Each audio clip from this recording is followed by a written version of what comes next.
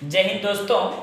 आज के इस क्लास में हिंदी का विराम चिन्ह का चर्चा करते हुए आगे बढ़ेंगे। हम लोग ज़्यादा वीडियो बड़ा ना करते हुए शॉर्ट में आप लोग को समझाना चाहते हैं संक्षेप में कि हिंदी में महत्वपूर्ण विराम चिन्ह का जो प्रयोग होता है वह है 11 विराम चिन्ह, जिनमें से सबसे पहला और सबसे प्रमुख विराम चिन्ह जो हम लोग प्रयोग करते हैं हिंदी में वह अल्प विराम, और यही है अल्प विराम का चिन्ह, जिसमें कि कुछ कम समय के लिए जो हम लोग रुकते हैं वाक्य लिखने के क्रम में, वाक्य बोलने के क्रम में जो कम समय के लिए जो हम लोग रुकते हैं तो वहां पर प्रयोग होने वाले चिन्ह का नाम है क्या?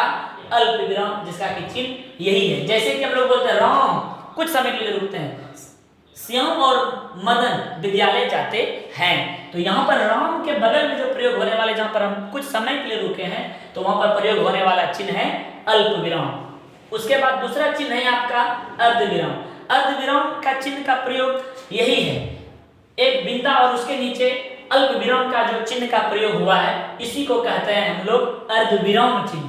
जैसे कि कुछ अधिक समय के लिए अगर हम लोग वाक्य लिखने के क्रम में अल्प विराम से कुछ अधिक समय के लिए जब हम लोग रुकते हैं तो वहां पर प्रयोग होने वाले चिन्ह होते हैं हमारे हिंदी साहित्य में, हिंदी व्याकरण के हिसाब से, जिसका कि नाम है क्या? अर्धविराम का चिन्ह, और यही है अर्धविराम का चिन्ह। कई बार हम लोग वाक्य को पढ़ते हैं, बात तो आती है लेकिन समझ में नहीं आ पाता है कि वहां पर कौन सा चिन्ह है, इस चिन्ह का क्या नाम है। तो लेकिन आज के इस वीडियो को देखने के बाद आपको यह पता चल जाए कि यह चिन्ह अगर वाक्य में अगर हम लोग कहीं देखेंगे तो हम लोगों को यह अनुभूति, यह ज्ञान होना चाहिए कि वह चिन्ह का नाम है क्या? अर्धविराम। उसके बाद तीसरा विराम चिन्ह का जो प्रयोग है वह है पूर्ण विराम। ये तो साधारण है, वाक्य जब जहां पर खत्म हो जाए, समाप्त हो जाए तो वहां पर हम लोग पूर्ण विराम का चिन्ह का प्रयोग करते हैं, और यह है पूर्ण विराम। इसके लिए ज्यादा कुछ समझाना नहीं है। पूर्ण विराम तो जनरली सबको ही जानता है कि जहां पर वाक्य खत्म हो जाए, जिसके बाद वाक्य कहा ही नहीं जाए, वहां पर लगाने वाले विराम चिन्ह को ही कहते हैं हम लोग पूर्ण विराम। चौथा विराम चिन्ह है आपका उपविराम, और ये डबल बिंदा जो है यही है आपका उपविराम।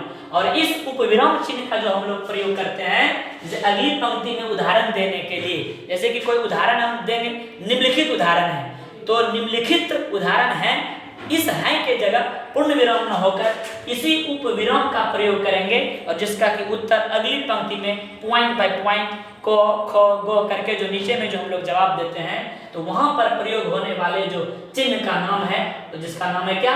उपविराम, और यही है उपविराम चिन्ह का प्रयोग। पांचवां विराम चिन्ह को हम लोग जानेंगे, यह है प्रश्नवाचक चिन्ह, और यह भी चिन्ह कोई नया चिन्ह नहीं है। इस चिन्ह को भी लगभग सभी लोग जानते ही हैं, इसका चिन्ह भी सबको जानता ही है, और यही है प्रश्नवाचक चिन्ह। और इस चिन्ह का प्रयोग प्रश्न करने के क्रम में कोई बात प्रश्नवाचक, प्रश्न सूचक अगर हो जाए तो वहां पर हम लोग प्रश्नवाचक चिन्ह का प्रयोग करते हैं। यह कोई नया चिन्ह नहीं है, इसके बारे में लगभग सभी कोई जानते हैं। तो आगे बढ़ते हैं। छठा आपका विराम चिन्ह है जिसका कि नाम है क्या? योजक चिन्ह। योजक चिन्ह दोस्तों आप लोग देखते होंगे दो बात को जोड़ने के क्रम में, जैसे कि दिन रात, माता पिता, इन शब्द को जोड़ने के क्रम में हम लोग योजक चिन्ह का प्रयोग करते हैं, और बीच में जो चिन्ह प्रयोग हुआ है इसी चिन्ह का नाम है योजक चिन्ह।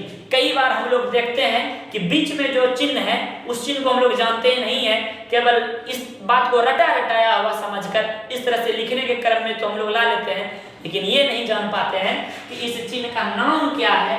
तो आज के इस वीडियो को देखने के बाद आपको यह समझ में आ जाएगा कि इस चिन्ह को कहते हैं हम लोग योजक चिन्ह।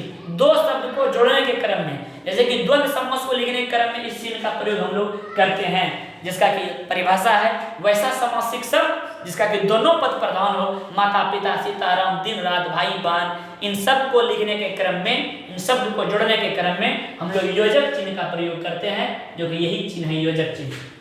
सातवां चिन्ह है आपका उदाहरण चिन्ह। उदाहरण चिन्ह अगर किसी वैज्ञानिक के कथन को, स्टेटमेंट को एक शब्द में जोड़ने के लिए और उस कथन को लिखने में हम लोग उदाहरण चिन्ह का प्रयोग करते हैं, जो कि यही है उदाहरण चिन्ह। आठवां है विस्मयादि बोधक चिन्ह, संबोधित करने में, जैसे कि हे राम, आप लोग पढ़े होंगे हे राम, तो यहाँ पर विस्मयादि बोधक का चिन्ह का प्रयोग होता है। आठवां। नौवां है लाघव चिन्ह, और यही है लाघव चिन्ह का प्रयोग। डॉक्टर रमेश वर्मा जैसे कि लिखते हैं, इसको लिखने के क्रम में बीच में जो हम लोग प्रयोग करते हैं इसी बीच वाले शून्य को ही हम लोग कहते हैं क्या, लागत चिन्ह। जैसे कि हम अपना नाम ही, मेरा नाम जैसे कि दिवाकर भारती है, इस बात को लिखने में हम लोग इस तरह से लिख सकते हैं शॉर्ट में, दिवाकर भारती, इस तरह से हम लोग लिख सकते हैं। 10वां है निर्देशक चिन्ह। निर्देशक चिन्ह ये है जैसे कि शब्द को आगे कहा जाए, इसके लिए निर्देशक चिन्ह। उसके बाद 11वां है त्रुटि पूर्वक चिन्ह, अगर कहीं गलती हो गया है तो इसी चिन्ह का हम लोग प्रयोग करते हैं जिसका नाम है त्रुटि चिन्ह। तो दोस्तों बस इसी तरह हम लोग हमेशा बने रहेंगे, मेरा वीडियो लगातार आते रहेगा। बस आज के लिए इतना ही, नमस्कार।